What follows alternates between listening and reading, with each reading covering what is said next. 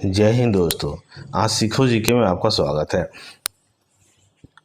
इसमें हम बिहार स्टेट और बीपीएससी टीचर TRE 4 के लिए पेपर 1 जो सोशल साइंस का है और 9th-10th में जो क्वेश्चन पूछा गया है प्रीवियस ईयर में, उसका सेट 6 जिसमें 100 प्रश्नों का कलेक्शन है, उसका डिस्कशन करेंगे। ठीक है, इससे पहले हमने 5 सेट को रिलीज किया है, ये 6ठा सेट है। इसको आप बनाइए और कोशिश कीजिए क्वेश्चन सॉल्व करने का। ठीक है, पहला क्वेश्चन आपको दिया हुआ है, एस्ट्रोलैब किस प्रकार का यंत्र था? एस्ट्रोलैब, ठीक है ना।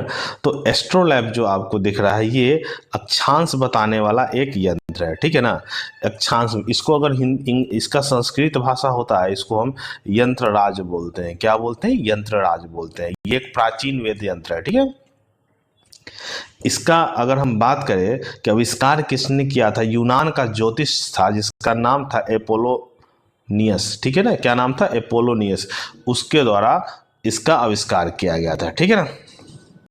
चलिए, फिर अगर बात करें कि भारत में इसका की यूज किसने किया है, तो उनका नाम था, जयपुर के थे राजा जयसिंह द्वितीय। ठीक है ना, उनका वेधशाला है जो राजस्थान में है, उसमें इस यंत्र का प्रयोग हुआ है। ठीक है, अगला क्वेश्चन है कि जमोरीन कहाँ का राजा था? ये बहुत बार क्वेश्चन पूछा गया है। ठीक है ना, तो जमोरीन जो है केरल के कालीकट तट पर, ठीक है ना, वहाँ के राजा थे। ठीक है ना, जमोरीन उनका नाम नहीं, उनका उपाधि था। ठीक है, और यहीं पर वास्को डी गामा 1498 ईस्वी में पहली बार आया था। ठीक है, चलिए अगला क्वेश्चन, वास्को डी गामा को भारत पहुंचने का मार्ग किसने बताया था? देखिए, वास्को डी गामा को भारत पहुंचने का मार्ग जो बताया था वो एक गुजराती व्यापारी था जिसका नाम अब्दुल मजीद था। और ये कब आए थे? 1498 ईस्वी में कालीकट के तट पर, और राजा जमोरीन के यहाँ पर आया था। ठीक है, और ये पूछा वो कितनी बार आए थे, तो वो 3 बार आए थे। ठीक है, वो अंतिम बार 1524 ईस्वी में आए थे जहां इनकी मृत्यु हो गई थी। धर्मनिरपेक्ष राज्य की स्थापना सर्वप्रथम कहाँ हुई है? ठीक है, देखिए, अगर धर्मनिरपेक्ष की अगर बात करें तो सर्वप्रथम जो स्थापना हुई थी वो 1789 ईस्वी में हुई थी। कब तक? 1789 ईस्वी में। और ये कहाँ हुआ था? अमेरिका में। ठीक है, कहाँ हुआ था? अमेरिका में हुआ था। अगला क्वेश्चन, अमेरिका स्वतंत्रता संग्राम के सबसे महत्वपूर्ण उपलब्धि क्या थी? देखिए, अमेरिकी स्वतंत्रता संग्राम जो 1789 में हुआ था, उस समय सबसे महत्वपूर्ण जो रिजल्ट आया था वो था गणतंत्र व्यवस्था का पहला प्रयोग। मतलब सबसे पहला लोकतंत्र कहाँ स्थापित हुआ था? आपको अमेरिका में। ठीक है ना, लेकिन अगर भारत में बोला जाए तो सबसे प्राचीन तंत्र में जो लोकतंत्र है वो कहाँ देखने को मिलता है? वो वैशाली में देखने को मिलता है। कहाँ पर? वैशाली में देखने को मिलता है। ठीक है, हाँ क्वेश्चन, दास प्रथा का अंतिम रूप से उन्मूलन कब हुआ? ठीक है ना, तो देखिए, दास प्रथा का अंतिम उन्मूलन जो हुआ था वो कब हुआ था? 1848 ईस्वी में। कब हुआ था? 48 ईस्वी में, 1848 ईस्वी में। ये फ्रांस से हुआ था। अगर हम भारत की बात करें तो भारत में दास प्रथा का उन्मूलन कब आया था? 1843 ईस्वी में। ठीक है, उस समय जो भारत के गवर्नर थे, मतलब वायसराय थे, एलन बरो, क्या नाम था उनका? एलन बरो। ठीक है ना, भारत के गवर्नर का क्या नाम था? एलन बरो। ठीक है ना, उस समय दास प्रथा का अंत हुआ था। लेकिन विश्व में बोले तो वो कितना था? 1848 में, फ्रांस के। ठीक है, 1917 ईस्वी में कौन सा देश प्रथम विश्व युद्ध से अलग हो गया था? ये बहुत महत्वपूर्ण क्वेश्चन है। सबसे पहली बात की शुरुआत कब हुआ था? ये शुरुआत हुआ था 28 जुलाई 1914 ईस्वी को शुरुआत हुआ। लेकिन 1917 में रूस जो है प्रथम विश्व युद्ध से क्या हो गया था? अलग हो गया था। ठीक है ना, उसमें एक संधि हुई थी जिसका नाम है ब्रेस्ट लिटोवस्क की संधि। ठीक है ना, वो इसे कारण वो उससे अलग हो गया था। ठीक है, चलिए, द्वितीय विश्व युद्ध का अंत कब हुआ? ठीक है, द्वितीय विश्व युद्ध का, देखिए, अगर शुरुआत की बात करें तो शुरुआत हुआ था 1 सितंबर 1939 ईस्वी को शुरुआत हुआ था। अगर अंत की बात करें तो 1945 को हुआ था। ठीक है ना, 1945 ईस्वी को हुआ था। ठीक है ना, और किसके संधि के साथ? 1945। सबसे आपसे पूछेगा इसमें कितने देश ने भाग लिया था, तो 61 देशों ने भाग लिया था। ठीक है ना, और ये 6 साल तक इसकी लड़ाई चली थी। और इसका अंत हुआ था वर्साई की संधि के साथ। क्या हुआ था? वर्साई की संधि के साथ इसका अंत हुआ था। ठीक है। प्रथम विश्व युद्ध का तात्कालिक कारण क्या था? देखिए, प्रथम विश्व का तात्कालिक कारण ये था, ये प्रथम बिस्मार्क का जर्मनी का चांसलर बनना, नए सम्राट का नहीं, ये ऑस्ट्रिया के युवराज का सेरोजेवो में हत्या करना, ये प्रथम विश्व का तात्कालिक कारण था। ठीक है ना, जिसके कारण 28 जून 1914 ईस्वी को ऑस्ट्रिया के जो राजा थे, जिनका नाम था आर्क ड्यूक फर्डिनेंडो, उसका मृत्यु, उसकी हत्या कर दी गई थी। बोस्निया की राजधानी हर्जेगोविना में, जो आज का है, वहां पर उनकी हत्या कर दी गई थी। ठीक है ना, और इसका जिम्मेदार ऑस्ट्रिया ने सर्बिया को ठहराया था, जिसके कारण ये युद्ध की शुरुआत हुई थी। ठीक है। जर्मनी में नाजी पार्टी का नेता कौन था? ठीक है, देखिए, जर्मनी में जर्मनी के नाजी पार्टी का जो नेता था, उसका नाम क्या था? Adolf Hitler. ठीक है ना, क्या नाम था? Adolf Hitler. ठीक है, एडोल्फ हिटलर जो था वो जर्मनी में नाजी पार्टी का क्या था? वो नेता था। ठीक है, एक बात याद रखिएगा, उनका एक बुक था जिसका नाम था मीन कैफ, ये उनकी आत्मकथा था। ठीक है ना, मीन कैफ। ठीक है ना, इसके साथ ही याद रखिएगा, प्रथम विश्व युद्ध में भी जर्मनी के तरफ से हिटलर ने भाग लिया था, और उसको उनकी वीरता के लिए उनको मिला था आयरन क्रॉस। याद रखिएगा, प्रथम विश्व युद्ध में वीरता के लिए उनको आयरन क्रॉस मिला था। सरहुल डैश में मनाया जाता है, कहाँ मनाया जाता है? ठीक है, तो सरहुल सबसे पहले तो बसंत ऋतु में मनाया जाता है। ठीक है ना, सरहुल क्या है? बसंत ऋतु में मनाया जाता है, और इसे बच्चों का भी त्यौहार कहा जाता है। ठीक है ना, किस क्षेत्र में? मुख्य रूप से ये झारखंड क्षेत्र में मनाया जाता है। कहाँ? झारखंड क्षेत्र में, जहाँ पर जो जनजाति है उनका नाम है मुंडा, उड़ाव, ये जनजाति का ये महत्वपूर्ण पर्व है। ठीक है ना, अगर बात करें सरहुल की, तो सरहुल का अर्थ होता है वृक्षों की पूजा। सरहुल का क्या अर्थ होता है? वृक्षों की पूजा है, इसमें वृक्षों की पूजा करती है। ठीक है, अगला क्वेश्चन, इनमें कौन कोल विद्रोह में शामिल था? कोल विद्रोह की बात करें तो सबसे पहले कोल विद्रोह शुरुआत कब हुआ था? 1831-32 में कोल विद्रोह हुआ था। ठीक है, और ये कहाँ हुआ था? ये छोटा नागपुर में हुआ था। कहाँ हुआ था? छोटा नागपुर में हुआ था। ठीक है ना, तो इसमें से आपसे क्वेश्चन पड़ता है, कोल विद्रोह में शामिल था कौन है? तो कोल विद्रोह में शामिल होने वाला का नाम क्या था? इसमें भैरव। ठीक है ना, कोल विद्रोह में शामिल होने वाला का नाम क्या है? इनका भैरव। ठीक है, इनमें कौन सा निम्नलिखित मोटा अनाज है? मोटे अनाज की अगर बात करें तो देखिए, तो ज्वार भी मोटा अनाज है, रागी भी जो मोटा अनाज है, बाजरा भी वो मोटा अनाज है। तो सही ऑप्शन क्या हो जाएगा? उपरोक्त में से सभी। ठीक है ना, सभी इसका मोटा अनाज है। इसके साथ याद रखिएगा, 2023 में संयुक्त राष्ट्र ने मिलेट्स वर्ष, मतलब मोटा अनाज वर्ष घोषित किया था। ठीक है, क्वेश्चन नंबर 14, किस आदिवासी नेता ने अंग्रेजों द्वारा लगाए गए वन कानूनों के खिलाफ बस्तर में विद्रोह का नेतृत्व किया था? ठीक है ना, देखिए, इसी को हम बस्तर आंदोलन के नाम से भी जानते हैं, बस्तर आंदोलन। और ये कहाँ? आपका छत्तीसगढ़ में हुआ था। ठीक है ना, कहाँ पर हुआ था? छत्तीसगढ़ में हुआ था। ठीक है ना, और ये लगभग कब हुआ था? 1910 ईस्वी के आसपास हुआ था। और इसमें जो विद्रोह में नेतृत्व करता था उनका नाम क्या था? गुंडाधर। क्या नाम था उनका? गुंडाधर। इसके साथ साथ एक और भी जो पहले के दीवान थे, उनका नाम था लाल करेंद्र सिंह, ये भी इनके नेता थे। लाल करेंद्र सिंह एक जमींदार थे। ठीक है ना, लाल करेंद्र सिंह, दोनों गुंडाधर और लाल करेंद्र सिंह। ठीक है, अगला क्वेश्चन चलते हैं। वह समय था जब नए आविष्कारों का परिणाम स्वरूप कृषि उत्पादन में उल्लेखनीय वृद्धि हुई।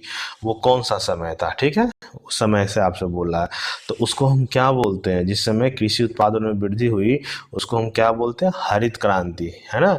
क्या बोलते हैं उसको? हरित क्रांति। अगर हरित क्रांति की सबसे बड़ी बात करें, इस शब्द का प्रयोग सबसे पहले किसने किया था? 1968 ईस्वी में। उनका नाम था अमेरिका के वैज्ञानिक विलियम गॉन्ड। ठीक है ना, और भारत में हरित क्रांति कब आया था? 1966-67 के आसपास आया था। ठीक है ना, 66-67 में। और मुख्य रूप से किस फसल पर हरित क्रांति का प्रभाव पड़ा था? खरीफ फसल पर। ठीक है ना, निम्नलिखित में किसे गोल्डन फाइबर के रूप में जाना जाता है, ठीक है ना। गोल्डन मतलब पीला रेशा के रूप में जाना जाता है, ठीक है। तो वो किसको जाना जाता है, जूट को। किसको जाना जाता है, जूट को, ठीक है ना। इससे क्या क्या बनती है, बोरे के रस्सियाँ, कालीन, कपड़े आदि बनाई जाती है। अगर जूट के उत्पादन की बात करें तो सबसे ज़्यादा उत्पादन कौन करता है, पश्चिम बंगाल, वेस्ट बंगाल, ठीक है ना। ये पूरे भारत का 80% जूट अकेले उत्पादन करता है, ठीक है ना। अगर बिहार की बात करें तो बिहार में सबसे ज़्यादा जो उत्पादन करने वाला जूट का है वो है पूर्णिया, ठीक है ना। क्या नाम है, पूर्णिया जिला सबसे ज़्यादा जूट का उत्पादन करता है। भारत में कल फसल उत्पादन क्षेत्र का कितना प्रतिशत तिलहन पे आच्छादित है, ठीक है ना, फसल उत्पादन का। तो देखिए भारत में जितने भी फसल उत्पादित होते हैं उसमें 12% तिलहन का उत्पादन होता है, ठीक है ना। तिलहन का उत्पादन होता है। और सबसे ज़्यादा अगर तिलहन की उत्पादन होता है तो सबसे ज़्यादा किस में होता है, सरसों में होता है, ठीक है ना। सरसों का उत्पादन सबसे ज़्यादा होता है। और याद रखिएगा तिलहन रबी फसल भी होता है और खरीफ फसल भी होता है, ठीक है ना।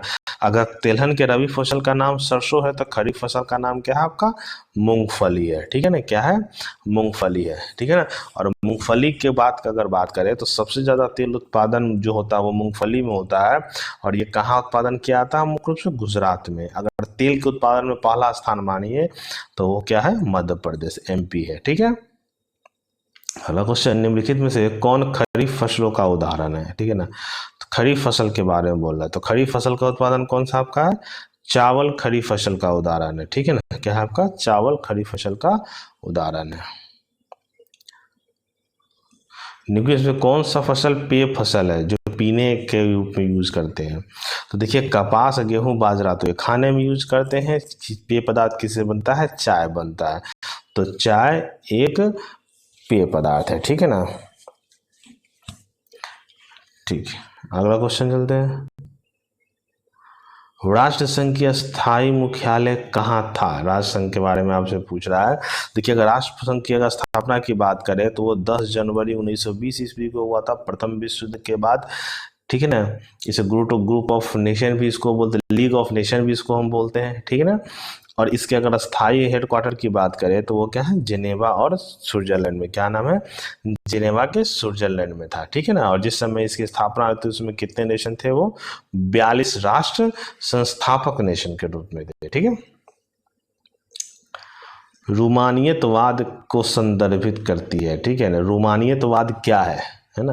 देखिए रोमानियतवाद जो है 18वीं से 19वीं सदी के बीच में देखा गया था, ठीक है ना। इसको हम बोलते हैं सांस्कृतिक आंदोलन। क्या हम बोलते हैं, सांस्कृतिक आंदोलन, ठीक है। रोमानियतवाद का अर्थ होता है सांस्कृतिक आंदोलन। अगला क्वेश्चन, प्रशिया में किसे जंकर्स कहा जाता है, ठीक है ना। ठीक है, प्रशिया एक देश है उस समय का, तो उसमें किसे कहा जाता है, तो ये बड़े जमींदार जो होते थे वहाँ के, उसको प्रशिया को हम क्या, प्रशिया की उस जगह क्या बोलते, बड़े जमींदार को जंकर्स बोलते थे, ठीक है, जंकर्स बोला जाता था। अगला क्वेश्चन, 1 सितंबर 1939 को द्वितीय विश्व युद्ध कहाँ से प्रारंभ हुआ, कहाँ से आपसे पूछ रहा है। देखिए द्वितीय विश्व हुआ जो बस, ठीक है, द्वितीय विश्व 1 सितंबर 1939 को द्वितीय विश्व कहाँ से प्रारंभ हुआ था, वो यूरोप से प्रारंभ हुआ था, ठीक है ना। जब जर्मनी ने पोलैंड पर आक्रमण कर दिया था, ठीक है ना। और फिर उसी समय 2 दिन बाद फ्रांस और ब्रिटेन जर्मनी के विरुद्ध युद्ध की घोषणा कर दी। मतलब एक तरफ जर्मनी था, दूसरी तरफ पोलैंड, ब्रिटेन और फ्रांस है, एक साथ इसके विरुद्ध आक्रमण की घोषणा की, ठीक है। उस समय 2 भागों में प्रतिद्वंदी थे, एक गुटनिरपेक्ष धुरी राष्ट्र और एक था मित्र राष्ट्र। धुरी राष्ट्र में जर्मनी, इटली और जापान थे, जबकि मित्र राष्ट्र में France, great Britain, USA, Soviet संघ आदि शामिल था, ठीक है। USSR और जर्मनी के बीच युद्ध कब शुरू हुआ, USSR के बारे में, जब उस समय संयुक्त रशिया एक साथ था, ठीक है ना। तो ये युद्ध शुरू हुआ था 22 जून 1941 को, ठीक है ना, 22 जून 1941 के हो, ठीक है ना। और इस युद्ध को किस नाम से भी जाना जाता है, ऑपरेशन बारबाडोस, ठीक है ना। जर्मनी द्वारा जो सोवियत संघ पर आक्रमण करने की जो योजना बनाई थी उसका नाम क्या था, ऑपरेशन बारबारोसा, ठीक है। क्या नाम था, बारबारोसा, ठीक है। साइमन कमीशन किस वर्ष भारत आया था, ठीक है, साइमन कमीशन तो देखिए साइमन कमीशन जो है 3 फरवरी 1928 ईस्वी को भारत आया था, ठीक है। 3 फरवरी 1928 ईस्वी को भारत आया था, ठीक है ना।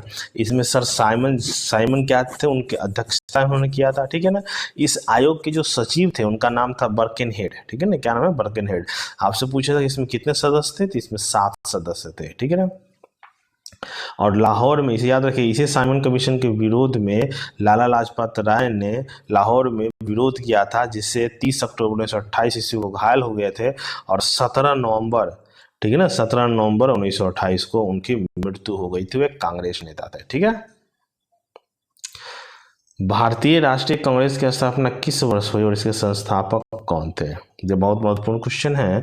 भारतीय राष्ट्रीय कांग्रेस की स्थापना हुई थी कब? 1885 ईस्वी में ए.ओ. ह्यूम के अध्यक्षता में हुई थी, ठीक है ना। और इसके प्रथम बैठक कब हुई थी? 28 दिसंबर 1885 ईस्वी को। कहाँ हुआ था? मुंबई के गोकुल दास तेजपाल संस्कृत कॉलेज में हुआ था, ठीक है ना।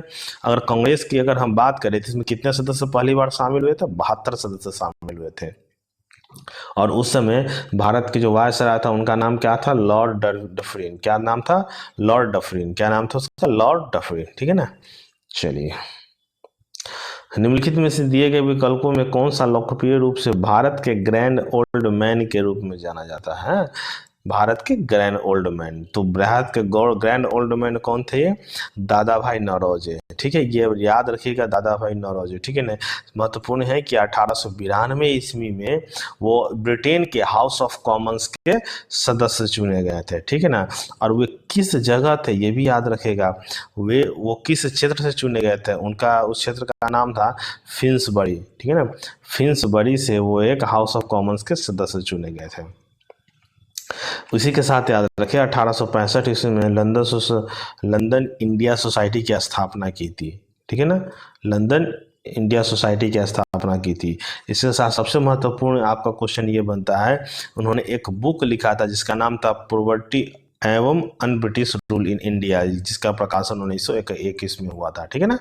जिसमें उसने भारत के प्रति व्यक्ति आय 20 रुपया का आकलन किया था, ठीक है ना। औद्योगिक क्रांति का अर्थ क्या है? ठीक है, इंडस्ट्रियल रिवॉल्यूशन जिसको हम बोलते हैं। औद्योगिक क्रांति का क्या अर्थ है? औद्योगिक क्रांति का सिंपल सा अर्थ है कि जो हम उत्पादन करते हैं मनुष्य मानव के द्वारा, मशीनों के द्वारा शुरू हो गया था और ये 18वीं से 19वीं शताब्दी के बीच में, तो उत्पादन प्रणाली में परिवर्तन, याद रखिए 18 से 19वीं शताब्दी के बीच ब्रिटेन में शुरू हुआ था, ठीक है ना। पेरिस शांति समझौता कब हुआ था? पेरिस शांति समझौता से आपसे पूछ रहा है, ठीक है ना। देखिए, पेरिस शांति समझौता हुआ था, कब हुआ था? 1919 ईस्वी में, ठीक है ना। पेरिस शांति समझौता 1919 ईस्वी में हुआ था, ठीक है ना। और इसमें क्या हुआ था? शांति समझौते में एक तरफ जर्मनी था और दूसरे तरफ 4 देश थे जिनका नाम ब्रिटेन, फ्रांस, अमेरिका और इटली। इसी को हम बिग 4 के नाम से भी जानते हैं, याद रखिएगा। इसी को हम बिग 4 के नाम से भी हम जानते हैं, ठीक है ना। जिसमें जर्मनी एक तरफ था और इसमें क्या हुआ था? वर्साय की संधि हुई थी। G77 की स्थापना कब हुई थी? G77 की, ठीक है ना। तो देखिए G77 एक ये पहला मंच है जिसमें 77 विकासशील देशों का एक समूह था, ठीक है ना। और इसकी स्थापना हुई थी 15 जून 1964 ईस्वी को। कब हुई थी? 15 जून 1964 ईस्वी को हुई थी, ठीक है। अगर हम बात करें G77 का, तो भारत भी G77 का क्या है? एक सदस्य है, ठीक है ना। G77 का भारत भी एक सदस्य। अगर हाल की बात करें तो 2024 में, लेटेस्ट 2024 में सम्मेलन हुआ था। ये कहाँ हुआ था? युगांडा में हुआ था। कहाँ हुआ था? युगांडा में हुआ था, ठीक है। अगला क्वेश्चन, अंतर्राष्ट्रीय मुद्रा कोष का मुख्यालय कहाँ है? ठीक है ना। अंतर्राष्ट्रीय मुद्रा कोष का मुख्यालय कहाँ है, यह आपसे पूछा। International monetary fund. देखिए, अंतर्राष्ट्रीय मुद्रा कोष की अगर स्थापना की बात करें तो कब हुआ था? 1944 ईस्वी को हुआ था, ठीक है। 1944 को ब्रेटन वुड्स सम्मेलन के साथ साथ इसकी स्थापना हुई थी। इसकी हेडक्वार्टर की बात करें तो कहाँ? वाशिंगटन DC, USA में, यूनाइटेड स्टेट ऑफ अमेरिका में है, ठीक है ना। अगर इसकी हम सदस्य की बात करें तो हम सदस्यों की संख्या कितनी है? 190। कितनी सदस्यों की संख्या? 190, ठीक है। यूरोप में कागज़ बनाने वाला पहला कारखाना कहाँ खोला गया? यूरोप की अगर हम बात करें तो, ठीक है। देखिए, यूरोप का जो कागज़ कारखाना जो खोला गया वो जर्मनी में 1390 ईस्वी में खोला गया। कहाँ खोला गया? 1390 ईस्वी में खोला गया। अगर बात करें कि कागज का जो पद्धति है बनाने का, सबसे पहले किस देश के द्वारा शुरू किया गया था? चीन के द्वारा शुरू किया गया था। ठीक है ना, क्या? चीन के द्वारा शुरू किया गया था। भारत में 13वीं शताब्दी में, अगर हम भारत की अगर बात करें तो भारत में 13वीं शताब्दी में अरबों के द्वारा लाया गया था। ठीक है ना, किसके द्वारा? अरबों के द्वारा। निम्नलिखित में से कौन सा एक यूरोपीय प्रबंध एजेंसी है? ठीक है ना, देखिए टाटा तो इंडियन कंपनी, ये आपको यूरोप की नहीं है, बिरला भी यूरोप की नहीं है। यूरोप की कंपनी कौन है? Andrew Yule. कौन सी कंपनी है? Andrew Yule. ठीक है ना, चलिए। 17वीं शताब्दी में यूरोप के शहरों में व्यापारी ग्रामीण इलाकों में चले गए। 17वीं शताब्दी में यूरोप के शहरों में व्यापारी जो है ग्रामीण इलाकों में चले। इसका कारण क्या था? किसानों और कारीगरों को अंतर्राष्ट्रीय बाजारों के लिए उत्पादन करने के लिए प्रेरित करने के लिए धन की आपूर्ति करने के लिए। हाँ, उस समय जो अंतर्राष्ट्रीय व्यापार में जो व्यापार होता था उसके लिए सामान को उत्पादन करने के लिए बहुत सारे लोग यूरोप के ग्रामीण क्षेत्रों में चले गए थे। ठीक है, पहली सूती मिल कहाँ स्थापित की गई थी? 35 नंबर क्वेश्चन है। ठीक है, तो अगर पहली सूती मिल की अगर हम बात करें तो ये 1854 ईस्वी में स्थापित हुई थी। 1854 ईस्वी में कहाँ? मुंबई में हुआ था। किनके द्वारा किया गया था? उनका नाम था कावसजी नाना भाई। किनका नाम था? कावसजी नाना भाई के द्वारा 1854 ईस्वी में मुंबई में किया गया था। ठीक है ना, डावर जी के द्वारा। ठीक है, चलिए। धुआंधार जलप्रपात किस नदी पर स्थित है? धुआंधार जलप्रपात, देखिए धुआंधार जलप्रपात जो है वो किस पर है? नर्मदा नदी पर स्थित है, मध्य प्रदेश में मुख्य रूप से है। ठीक है, अगर बात करें नर्मदा नदी का तो इसका जो उद्गम स्थल है वो क्या है? अमरकंटक। अमरकंटक पहाड़ी से निकलती है और भ्रंश घाटी होते हुए कहाँ पर गिरती है? वो अरब सागर में गिरती है। कहाँ से गिरती है? अरब सागर में गिरती है। ठीक है, लक्ष्मी सागर झील कहाँ स्थित है? ठीक है ना, लक्ष्मी सागर झील, देखिए लक्ष्मी सागर झील जो स्थित है वो कहाँ है आपका? दरभंगा में स्थित है। दरभंगा, ये कहाँ है आपका? बिहार के दरभंगा में। इसके साथ साथ ये कुशेश्वर झील भी आपको दरभंगा में भी मिलेगा। ठीक है ना, दरभंगा में।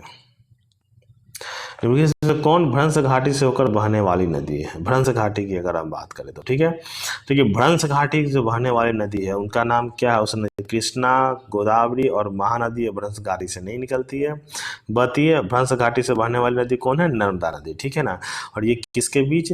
ये विंध्याचल पर्वत और सतपुरा की पहाड़ी के बीच से बहती है। ठीक है ना, सतपुरा की पहाड़ी से बीच से बहती है और ये कहाँ पर गिरती है? वो आपको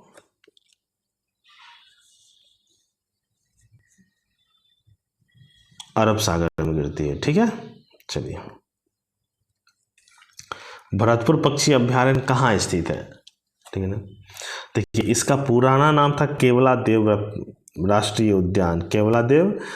केवलादेव राष्ट्रीय उद्यान, इसका नाम बदलकर भरतपुर पक्षी अभ्यारण्य होगा। यह राजस्थान के भरतपुर में, कहाँ है? भरतपुर में है। इसको 1971 ईस्वी में अभ्यारण्य घोषित किया गया था। ठीक है, 1971 ईस्वी में, और 1985 ईस्वी में इसको यूनेस्को के अंतर्गत संरक्षित किया गया था। ठीक है ना, चलिए। अगर आपसे ये पूछे कि भारत में कितने वन्यजीव अभ्यारण्य हैं तो टोटल कितने संख्या है आपका? 18। ठीक है,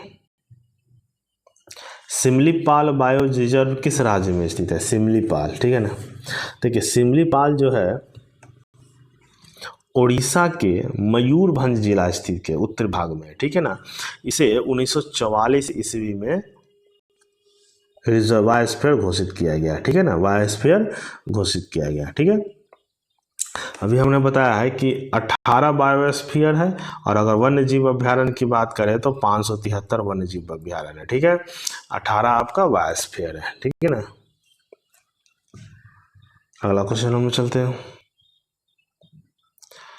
भारत को कितने प्रमुख भौतिक भागों में विभाजित किया गया है? ठीक है ना, भारत को कितने भौतिक प्रभागों में विभाजित किया गया? भाग के कुल क्षेत्र की बात हम बोल रहे हैं, तो भारत को टोटल 6 भाग में विभाजित किया गया है। ठीक है, अब 6 भाग कौन कौन है? ऐसा समझिए कि भारत का उत्तर का है पर्वतीय हिमालय, उत्तरी मैदान, मरुस्थल, प्रायद्वीपीय पठार, पश्चिमी तटीय और पूर्वी तटीय मैदान, और एक द्वीप समूह। ठीक है ना। ये 6 भाग जो आपको दिया गया है, भारत को इस 6 भाग में विभाजित किया गया है। ठीक है। निम्नलिखित में कौन सा भारत वनस्पति और वन्य जीवन के वितरण को प्रभावित करने वाला कारक है? ठीक है ना। देखिए, जो प्रभावित करने वाले कारक की अगर बात करें तो लोग तापमान के आधार पर प्रभावित होते हैं। जहाँ ज़्यादा ठंड होती है वहाँ लोग नहीं बसते, और जहाँ ज़्यादा गर्म होती है वो भी नहीं बसते हैं। ऊंचाई मतलब पहाड़ी पर लोग कम बसते हैं और मैदानी में ज़्यादा बसते हैं। ज़्यादा वर्षा वाले क्षेत्र में लोग कम बसते हैं, और जहाँ वर्षा सामान्य रूप से होती है वहाँ ज़्यादा लोग बसते हैं। मतलब सही ऑप्शन क्या हो जाएगा? ये सभी। ठीक है, सभी भारत के में जनसंख्या वितरण में उत्तरदायी होते हैं। ठीक है। निम्नलिखित में से कौन सा जनसंख्या के वितरण को प्रभावित करने वाला प्रमुख कारण नहीं है? ठीक है ना। देखिए, जलवायु है ही, भू आकृति भी है, सामाजिक कारण है। नहीं होने वाला कौन है आपका? राज्य व्यवस्था, ऑप्शन सी। ठीक है, नहीं होने वाला कौन सा आपका? राज्य व्यवस्था से जनसंख्या पर ज्यादा प्रभाव नहीं पड़ता है। प्रति वर्ग किलोमीटर व्यक्तियों की औसत संख्या को संदर्भित करने के लिए निम्नलिखित से किस शब्द का प्रयोग किया जाता है? ठीक है ना। तो कि प्रति वर्ग किलोमीटर की अगर बात करें तो उसको बोला जाता है जनसंख्या घनत्व। जैसे भारत का 2011 का जनसंख्या घनत्व कितना है? 382। बिहार की अगर बात करें 2011 का जनसंख्या घनत्व 1106 है। ठीक है ना, दोनों ही महत्वपूर्ण है। गंडक नदी को नेपाल में किस नाम से जाना जाता है? क्वेश्चन आपका है। देखिए, गंडक नदी निकलती किससे है? गंडक नदी हिमालय के अन्नपूर्णा पहाड़ी के से निकलती है। ठीक है ना। और इसको नेपाल में नारायणी नदी के नाम से जाना जाता है। क्या नाम से? नारायणी नदी के नाम से जाना जाता है। ठीक है ना। इसके और भी नाम है। सप्तगंडकी इसी को बोला जाते हैं। काली गंडक भी इनको बोला जाता है। सदा नीरा, शालिग्राम और नारायणी। याद रखिएगा, गंडक को एक नाम से जाना जाता है, इसको शालिग्राम हम बोलते हैं। शालिग्राम क्या है? एक पत्थर है। ठीक है ना, जिसे नारायण का रूप माना जाता है। गोल पत्थर होता है शालिग्राम पत्थर, वो केवल गंडक नदी में ही मिलता है। ठीक है। पृथ्वी पर नदी, पहाड़, समुद्र को प्रदर्शित करने वाले मानचित्र क्या कहलाते हैं? देखिए, पृथ्वी जो पर नदी, पहाड़, समुद्र जो आपको नीला और लाल इस तरह का जो चित्र के साथ जो मैप होता है उसको बोलते हैं भौतिक मानचित्र। क्या बोलते हैं? भौतिक मानचित्र। ठीक है। पैमाने में अंश दर्शाता है। पैमाने मतलब होता है अनुपात के रूप में जो हम देते हैं, वो पैमाना में क्या अंश दिखलाता है? तो जमीन से दूरी। जैसे कि किसी मैप में 1 और 1000 लिखा हो, इसका मतलब होता है जमीन पर 1000 किलोमीटर, मैप पर 1 इंच 1 सेंटीमीटर या किसी भी छोटे पैमाना के बराबर होता है। ठीक है। प्रतिनिधि अंश के नाम से भी जाना जाता है। कौन सा चीज जाना जाता है? ठीक है ना। देखिए, प्रतिनिधि अंश को हम किस नाम से जानते हैं? प्रतिनिधि अंश को हम अंतर्राष्ट्रीय पैमाना के नाम से जानते हैं। ठीक है ना।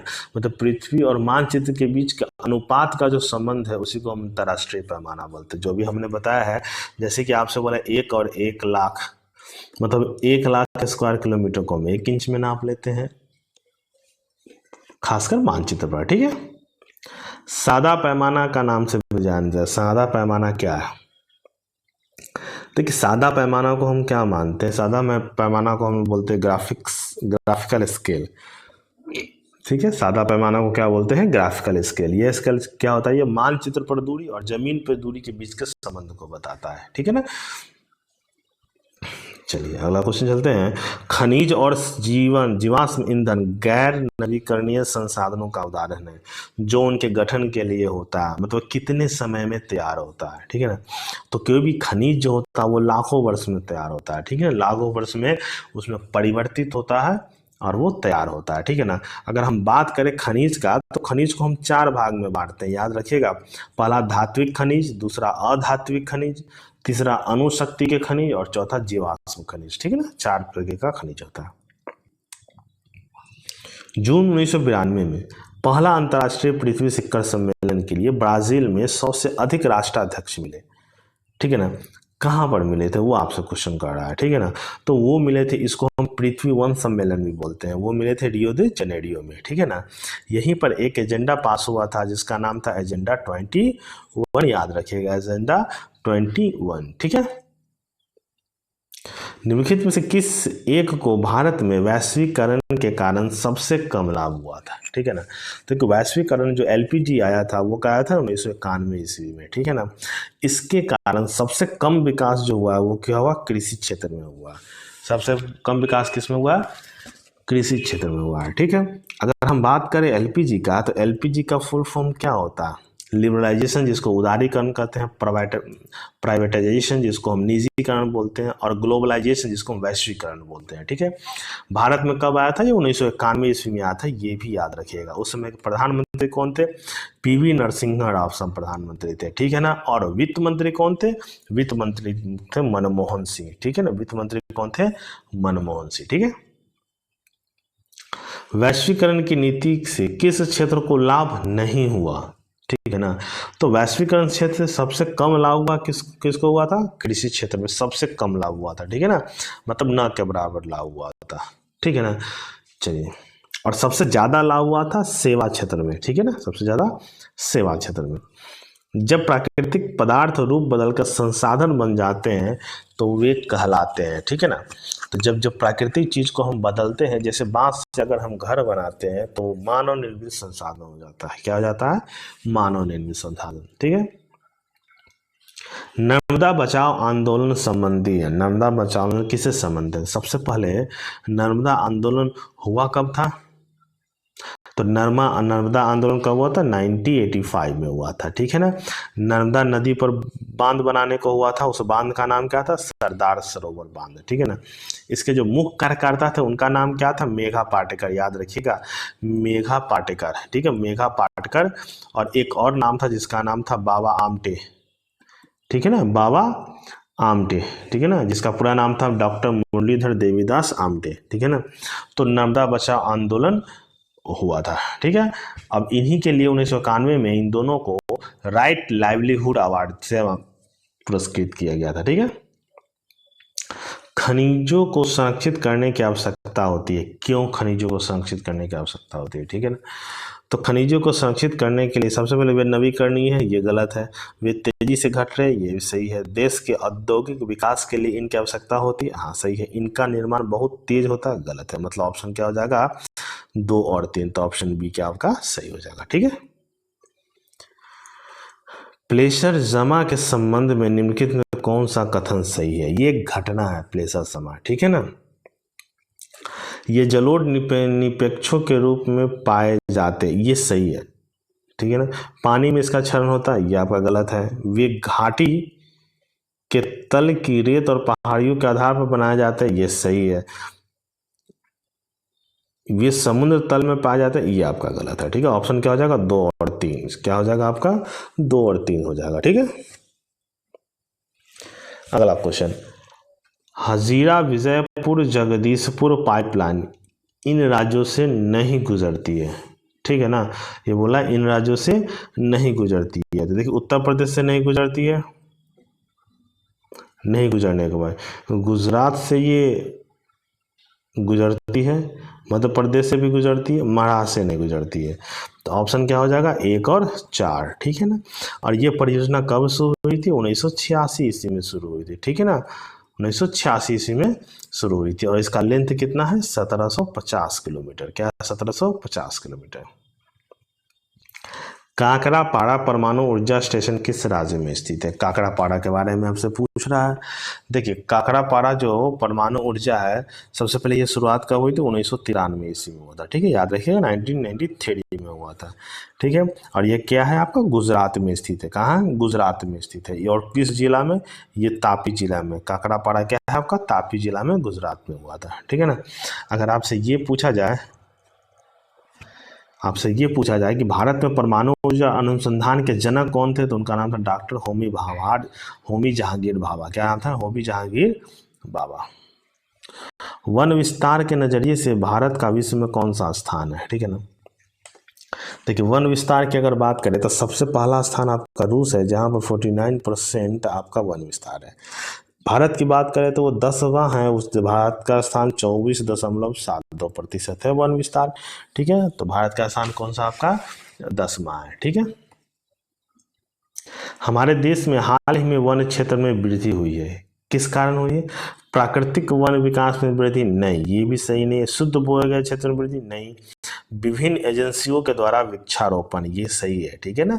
68 का क्या हो जाएगा, सी है। ये सरकार के द्वारा हाथ दिया गया, जैसे कि बिहार में दिया गया है जल जीवन हरियाली, इसके अंतर्गत पौधारोपण के लिए पैसा दिया जाता है, या किसी विशेष एजेंसियों के द्वारा सड़क के किनारे पेड़ लगाए जाते हैं, जिसके कारण बिहार या भारत में वनों की आच्छादितता बढ़ी है, ठीक है ना।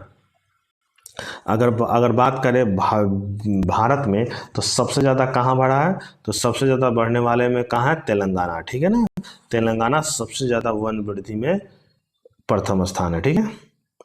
भारत में किस स्थान पर पहला परमाणु ऊर्जा केंद्र स्थापित किया है, ठीक है ना। देखिए, पहला परमाणु ऊर्जा केंद्र जो स्थापित हुआ है वो कब हुआ है, 1964 ईस्वी में, ठीक है ना। 1964 ईस्वी में। उसका नाम क्या है, तारापुर परमाणु ऊर्जा केंद्र। और सबसे पूछा गया किसके मदद से, ये अमेरिका के मदद से शुरू किया गया है, ठीक है ना। सबसे अमेरिका के मदद से शुरू किया गया। मुंबई हाई क्यों प्रसिद्ध है, मुंबई हाई के बारे में पूछ रहा है, ठीक है ना। देखिए, मुंबई हाई क्या है, ये मुंबई के 176 किलोमीटर का एक तटीय भाग है, जहां पर खनिज तेल पर्याप्त मात्रा में है, ठीक है ना। और इसकी खोज कब हुई थी, 1974 ईस्वी में हुई थी। और इससे हम तेल कब से निकालते हैं, 1976 ईस्वी से तेल निकालते हैं, ठीक है ना। तो किसके लिए, खनिज तेल के लिए, और अभी भी निकाला जा रहा है। कच्चे ऊर्जा स्रोत से प्राप्त ऊर्जा और प्राप्त करने के लिए खर्च की गई ऊर्जा का अनुपात कच्चे ऊर्जा स्रोत को कहा जाता है, क्या कहा जाता है, ठीक है ना। देखिए, कच्चे ऊर्जा को कहा जाता है ऊर्जा उपज अनुपात, ठीक है ना। जितना हम कच्चा पदार्थ उत्पादित करते हैं और उसका जितना उपज होता है, उसके अनुपात को हम क्या बोलते हैं, ऊर्जा उपज अनुपात। टाटा आयरन स्टील कंपनी की स्थापना की गई थी, कब की गई थी, इंपॉर्टेंट है आपका, टाटा स्टील कंपनी का, ठीक है ना। देखो, टाटा स्टील कंपनी की स्थापना हुई थी 1907 ईस्वी में। कब हुई थी, 26 अगस्त 1907 ईस्वी को इसकी स्थापना हुई थी। इनके कंपनी के संस्थापक का नाम क्या था, जमशेद जी टाटा। क्या नाम है, जमशेद जी टाटा। क्या नाम है, जमशेद जी टाटा। और किस कंपनी की स्थापना हुई थी, टिस्को, ठीक है ना। टिस्को कंपनी की स्थापना हुई थी, ठीक है। भारत का सर्वाधिक विदेशी व्यापार किस मार्ग द्वारा होता है, भारत छोड़िए पूरे विश्व का विदेशी व्यापार की अगर बात करें तो किस मार्ग से होती है, समुद्री मार्ग से होती है, ठीक है ना। भारत के कुल उत्पादन में, व्यापार में 95% क्वांटिटी के अनुसार सबसे ज़्यादा है। और अगर हम पैसे के अनुसार बोले तो 70% मूल्य का व्यापार समुद्र से होता है भारत का, ठीक है। अगर विश्व की अगर बात करें तो सबसे व्यस्त नहर की अगर बात करते हैं तो वो कौन से नहर है, कील नहर। और सबसे व्यस्त नदी की अगर हम बात करें तो वो कौन सा आपका, राइन नदी है। दोनों याद रखिएगा, कील नहर और राइन नदी है। पारादीप पतन किस राज्य में स्थित है, पारादीप पतन की अगर बात बोल रहा है, ठीक है। तो पारादीप जो है ये मुख्य रूप से जापान को कच्चा लौह और मैग्नी निर्यात करने के लिए प्रसिद्ध है, ठीक है ना। और ये कहाँ पर है आपका, ये उड़ीसा में है, ठीक है ना। क्या, उड़ीसा के कटक में स्थित है, ठीक है ना। भारत की पहली रेलगाड़ी कितने किलोमीटर के लिए चली थी, ठीक है ना। बहुत महत्वपूर्ण आपका क्वेश्चन है। ये भारत की जो रेलगाड़ी है, सबसे पहले मुंबई के बोरी बंदर से ठाणे के बीच कितना किलोमीटर, 34 किलोमीटर। कब चली थी, 16 अप्रैल 1853 ईस्वी को चली थी, ठीक है ना। उस समय किस कंपनी परियोजना के तहत चला था, उनका नाम GLP मतलब great Indian peninsula railway company थी, ठीक है ना। तीसरी बात आपसे ये पूछा जाएगा, इसमें किस किस इंजन का प्रयोग किया था, इसमें 3 इंजन का प्रयोग था। एक का नाम था साहिब, एक का नाम था सुल्तान और एक का नाम था सिंध। ये 3 इंजनों को द्वारा खींचा गया था, ठीक है ना। और उस समय के जो वायसराय थे, मतलब गवर्नर थे, उसका नाम लॉर्ड डलहौजी था, ठीक है। भारत की सबसे लंबी रेल मार्ग कौन है, राष्ट्रीय रेल मार्ग, ठीक है। अगर सबसे लंबी राष्ट्रीय रेल मार्ग की अगर बात करें तो वो कहाँ से चलती है, अच्छा, उसकी दूरी है आपको 3745 किलोमीटर। वो जम्मू कश्मीर के श्रीनगर से होते हुए तमिलनाडु के कन्याकुमारी तक चलती है। और उस NH का नाम क्या है, NH7, ठीक है। क्या नाम है, NH7। ये 11 राज्य से होते हुए 30 बड़े शहरों से गुजरती है। इसी के साथ अगर पूछा जाए कि सबसे छोटा NH क्या है, तो सबसे छोटा NH का नाम आपका है NH 548। क्या है? NH 548, जो केवल कितने किलोमीटर का है? वो 5 किलोमीटर का है। ठीक है, कितने किलोमीटर का आपका? 5 किलोमीटर। यह महाराष्ट्र के रायगढ़ जिले में पड़ता है। ठीक है, इनमें से कौन प्राकृतिक आपदा नहीं है? सुनामी आपका समुद्र में प्राकृतिक आपदा है, बाढ़ भी। आतंकवाद आपका प्राकृतिक नहीं है, ये मानवकृत है। ठीक है ना। विश्व की सबसे अधिक वर्षा किस स्थान पर होती है? ठीक है ना, विश्व की सबसे अधिक वर्षा। तो देखिए, विश्व की सबसे अधिक वर्षा की अगर बात करें तो पहले तो चेरापूंजी था, अब है मासेनराम। ठीक है ना, मासेनराम। ये किस राज्य में? मेघालय राज्य में। आपसे पूछे कहाँ पर है ये? पूर्वी खासी हिल्स जो है उसी का एक शहर है। ठीक है ना, मासेनराम वहाँ पर होती है। ठीक है, मासेराम का वार्षिक जो बारिश है वो कितना है? 11,872 mm की बारिश है।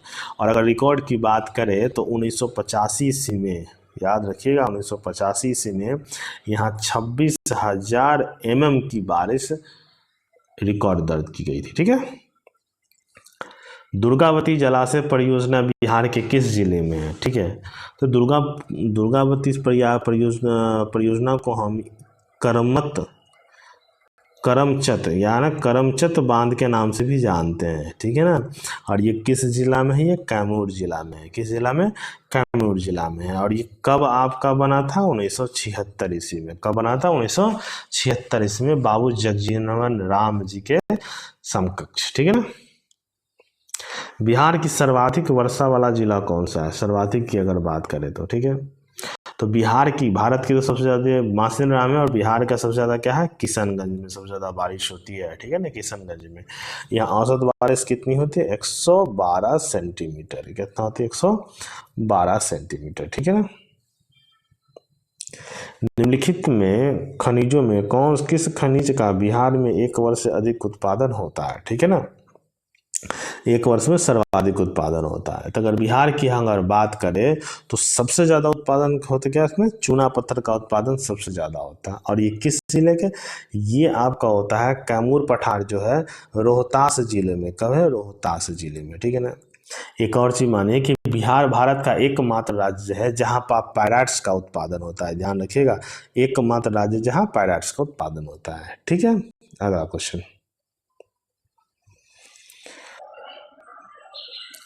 अगला क्वेश्चन आपका है, लेक वाल्स किस देश के नेता थे? ये महत्वपूर्ण है, लेक वाल्स के बारे में आपसे पूछा। लेक वाल्स किस देश के महत्वपूर्ण नेता थे? ठीक है ना, तो वे पोलैंड के महत्वपूर्ण नेता थे। ठीक है, वे पोलैंड के नेता थे। ठीक है ना, ये 1990 से लेकर 95 तक पोलैंड के राष्ट्रपति रहे हैं। ठीक है ना, ये पोलैंड के राष्ट्रपति रहे। अब ये इसीलिए इम्पोर्टेंट है कि 1926 के बाद पोलैंड के पहले लोकतांत्रिक रूप से निर्वाचित राष्ट्रपति रहे हैं। ठीक है, 1983 में, याद रखिएगा ये भी, 1983 में इन्हें नोबेल का शांति सम्मान मिला था। ठीक है ना, 1983 में नोबेल का शांति सम्मान मिला था।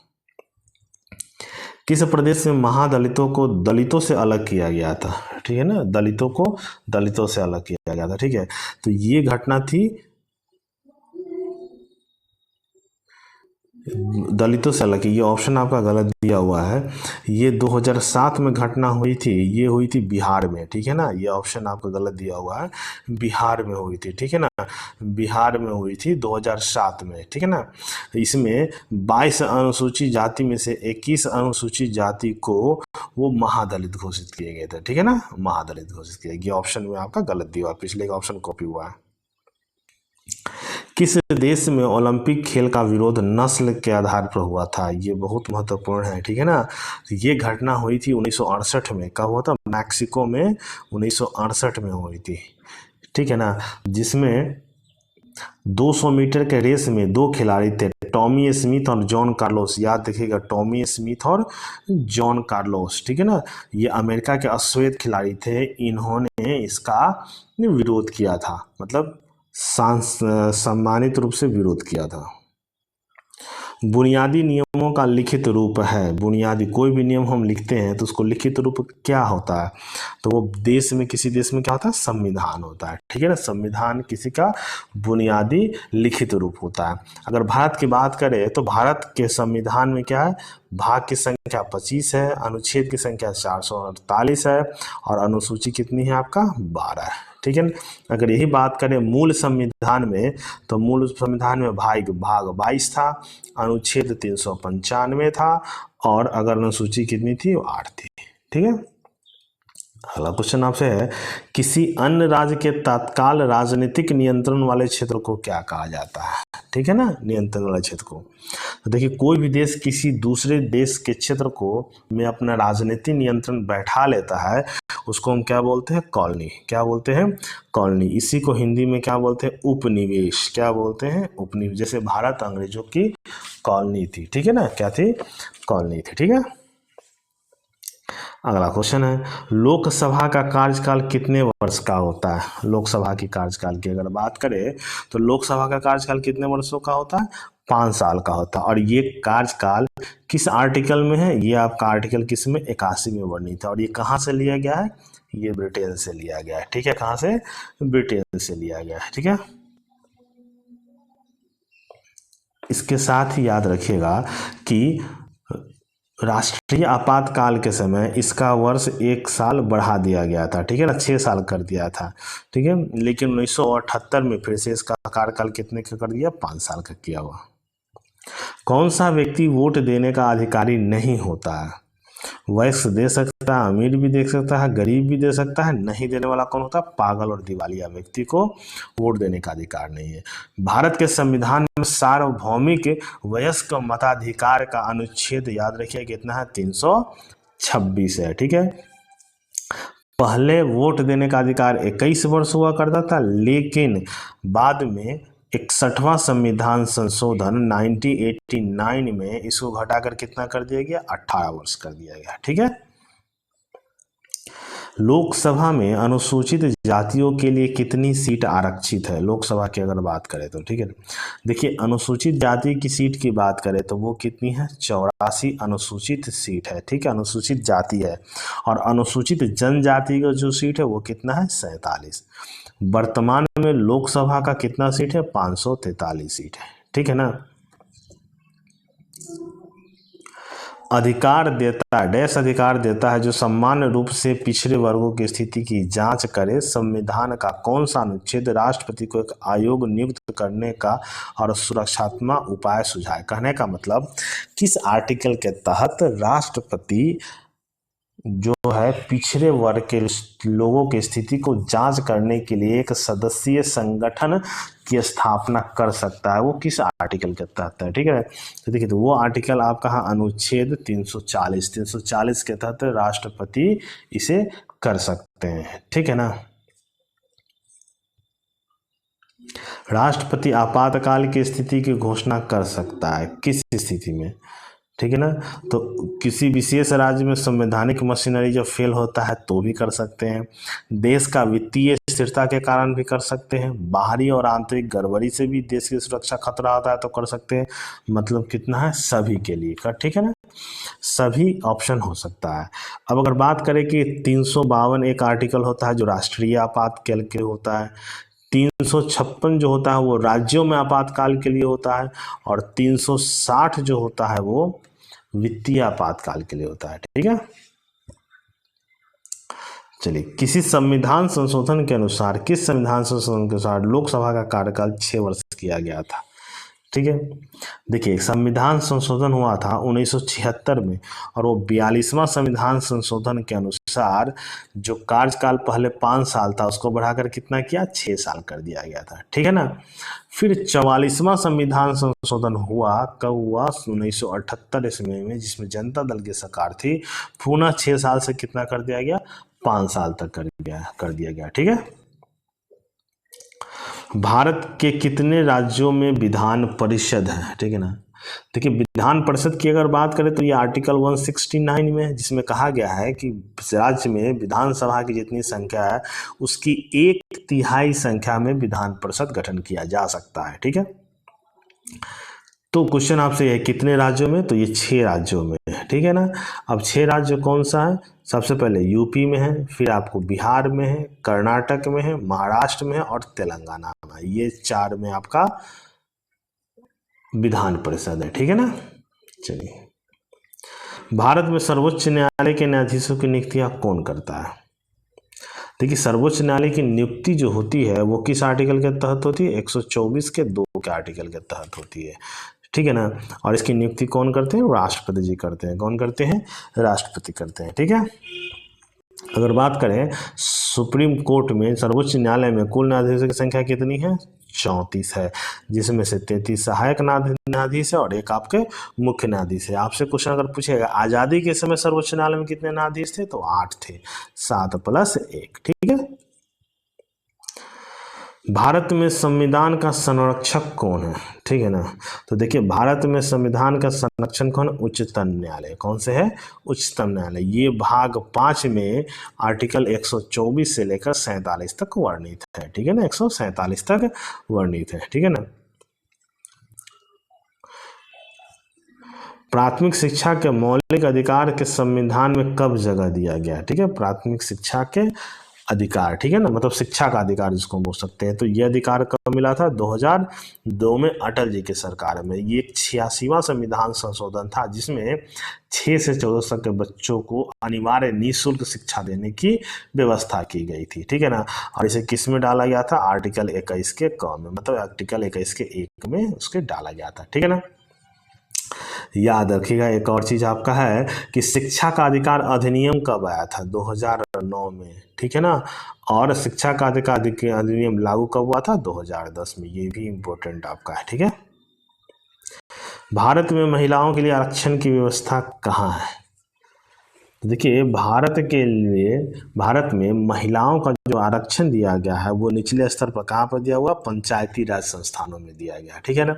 और इसका जो वर्णन किया गया है 339 243 के 4 में, मतलब 43 के डी में किया गया, जिसके अंतर्गत तो बताया गया है कि जितनी भी सीट है उसके 1/3 महिलाओं के सुरक्षित है, ठीक है ना। 1/3 महिलाओं के लिए सुरक्षित है, ठीक है।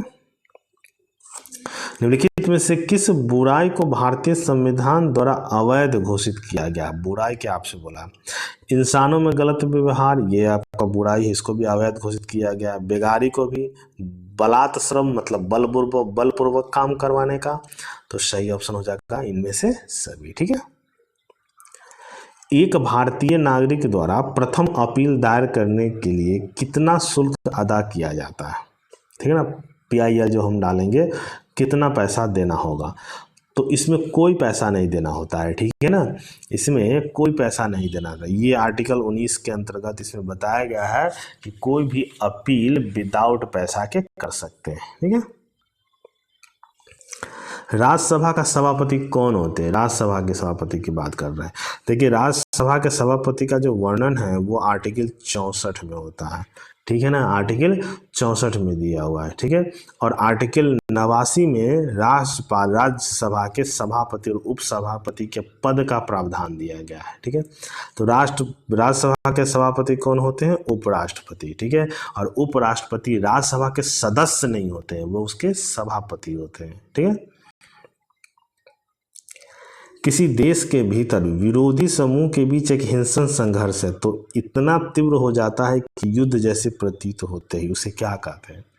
देखिए, युद्ध किसी भी देश के अंतर जब हिंसा शुरू होता है तो उसको बोलते हैं गृह युद्ध, ठीक है ना। उसको क्या बोलते हैं? गृह युद्ध। और ये लगभग हर देश में उत्पन्न होता है कई एक देशों के बीच, ठीक है ना। जैसे कि अमेरिका में 1861-65 के बीच हुआ था, ब्रिटेन में गृह युद्ध 1942-51 के बीच हुआ था, ठीक है ना। स्पेन में 1936 में हुआ था। तो हर देश में ऐसा होता है। सत्ता की साझेदारी से निपटने में लोकतंत्र के बारे में निम्नलिखित में कौन सा कथन सही नहीं है? ठीक है ना। लोग सभी राजनीतिक शक्ति का स्रोत है, ये सही है। लोकतंत्र में लोग स्वशासन की संस्थाओं के माध्यम से खुद पर शासन करते हैं। लोकतंत्र में समाज में मौजूद विविध समूह और विचारों को उचित सम्मान दिया जाता है, सही है। लोकतंत्र में निर्णय लेने की शक्ति बिखरी हुई है तो त्वरित निर्णय लेना और उन्हें लागू करना संभव नहीं, ये आपका सही नहीं है, ठीक है ना। कौन सा कथन सही नहीं है? तो ये आपका सही नहीं है, ठीक है। निम्नलिखित में से किस देश में 2 दलीय पत्ती है? तो अगर बात करें बांग्लादेश में बहुदलीय पत्ती है, USA में 2 दलीय पत्ती है। दो दल का नाम है रिपब्लिक और डेमोक्रेटिक, दो दल का होता है। चीन में एक दलीय पत्ती है, तो दो दलीय पत्ती कहाँ आपका यूएसए में। लोकतंत्र का मूल परिणाम है क्या है? देखिए लोकतंत्र का मूल परिणाम है राजनीतिक, सामाजिक और आर्थिक परिणाम, ये सही है, ठीक है ना। सैन्य परिणाम भी नहीं हो सकता, बाकी जो दिया वो भी परिणाम नहीं हो सकता, राजनीतिक, सामाजिक और आर्थिक, ठीक है। किसी देश का सकल घरेलू उत्पाद उसके शुद्ध घरेलू उत्पाद और डैश का योग होता है, ठीक है ना। तो वो क्या होता है, वो उत्पादित प्रक्रिया में पूंजी खपत का योग होता है, ठीक है ना। जो भी उत्पादन करते हैं उसमें जो खपत होती है उसी को हम क्या बोलते हैं, सकल घरेलू उत्पाद। निम्नलिखित कौन सा कथन सहभागी न्याय की अवधारणा का सर्वोत्तम रूप से दर्शाता है? तो देखिए सर्वोत्तम सहभागी सार्वजनिक परीक्षणों और कानूनी कार्रवाई के माध्यम से न्याय प्राप्त करना, नहीं सक्रिय भागीदारी और लोकतांत्रिक भागीदारी के माध्यम से न्याय प्राप्त करना, ये सही है। 99 का कौन सा ऑप्शन हो जाएगा, बी, ऑप्शन बी सही। आधुनिक युग में प्रत्यक्ष लोकतंत्र कहाँ, ठीक है ना। देखिए तो बाकी बहुत सारे देशों में, अधिकतर देशों में जो लोकतंत्र है वो अप्रत्यक्ष है, ठीक है ना, अप्रत्यक्ष है, जहां मतदाता अपना मत देता है, ठीक है ना। तो अगर प्रत्यक्ष लोकतंत्र की बात करें तो वो कहाँ है आपका, स्विट्जरलैंड में। प्रत्यक्ष लोकतंत्र जहां जनता सीधे सीधे शासन प्रक्रिया में भाग लेती है, ठीक है। तो ये आपका अंतिम 100वां क्वेश्चन था। अगर इसको सही लगेगा इसको लाइक कीजिएगा, कमेंट्स कीजिएगा, और अगर अच्छा लगे तो शेयर कीजिएगा। धन्यवाद।